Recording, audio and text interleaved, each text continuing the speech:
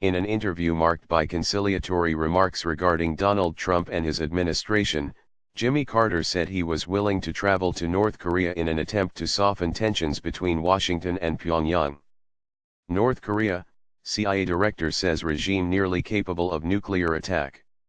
Read more. Speaking to the New York Times mostly about foreign policy, the 93-year-old former president also said Trump was not solely to blame for damage to America's world image. The media have been harder on Trump than any other president certainly that I've known about, he said. I think they feel free to claim that Trump is mentally deranged and everything else without hesitation. Trump has engaged in a war of words with the North Korean leader, Kim Jong-un, often via Twitter and with liberal use of a mocking nickname, Little Rocket Man. The president has also undercut efforts by his Secretary of State to talk to Pyongyang, repeatedly suggesting that only military action will work, and used his maiden speech to the United Nations to threaten to totally destroy the country. Carter, president between 1977 and 1981, spoke at his house in Plains, Georgia.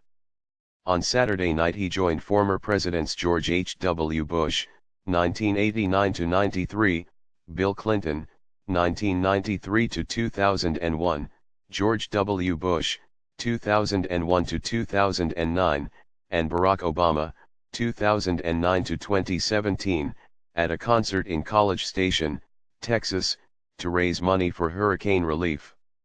The Democrat has been active on the world stage since leaving the White House, via the Carter Center nonprofit. In 1994 he went to Pyongyang and negotiated a short-lived deal to lessen tensions not resolved since the end of the Korean War in 1953. He also traveled to North Korea in 2010, to negotiate the release of an American held in the country, and again in 2011. Asked by The Times if he would go again, he said, "I would go, yes." He had spoken to the National Security Advisor, H.R. McMaster, he said, including at the funeral of his own such advisor, Zbigniew Brzezinski, in May. He told him that I was available if they ever need me but had not been asked to go, he said. Carter said he was afraid of nuclear conflict between the US and North Korea. They want to save their regime and have now got advanced nuclear weaponry that can destroy the Korean Peninsula and Japan, and some of our outlying territories in the Pacific, maybe even our mainland. Carter had indicated a willingness to talk peace with North Korea last month, according to an academic at the University of Georgia. Trump has pressed China to help rein in Pyongyang, but Carter said we greatly overestimate China's influence on North Korea. Particularly to Kim.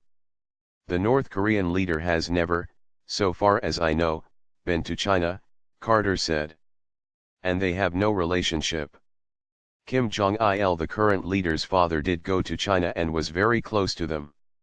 Asked if Trump was responsible for souring America's image in the world, he said he might be escalating it, but I think that precedes Trump. The United States has been the dominant character in the whole world and now we're not anymore. And we're not going to be. Russia's coming back and India and China are coming forward. Play video. 2:15. 5 former U.S. presidents attend hurricane benefit, video. In office, Carter presided over the 1978 Camp David peace accords between Israel and Egypt. Trump's son-in-law, Jared Kushner, has been allotted the goal of achieving lasting Middle East peace. Frederica Wilson seeks apology from Trump and says Niger is his Benghazi. Read more.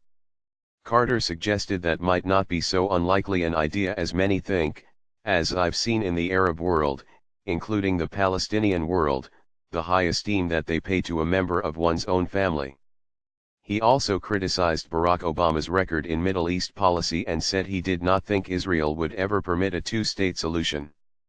Asked about investigations into Russian attempts to influence the 2016 election in Trump's favor, Carter said, "I don't think there's any evidence that what the Russians did changed enough votes, or any votes." His wife, Rosalind, disagreed. Both voted for Bernie Sanders in the Democratic primary, Carter said. On other domestic matters, Carter was also conciliatory. Asked about debates over whether statues to Confederate leaders should come down and if protesting black NFL players should stand for the national anthem, he agreed that Trump was exacerbating racial divisions. But maybe not deliberately, he said. As the descendant of Southern troops who fought at Gettysburg, he said, the issue of tearing down Confederate statues was difficult, but I can understand African Americans' aversion to the statues and I sympathize with them. I don't have any objection to them being labeled with explanatory labels or that sort of thing. NFL players protesting against racial injustice and police brutality by kneeling, he said, ought to find a different way to object, to demonstrate. I would rather see all the players stand during the American anthem.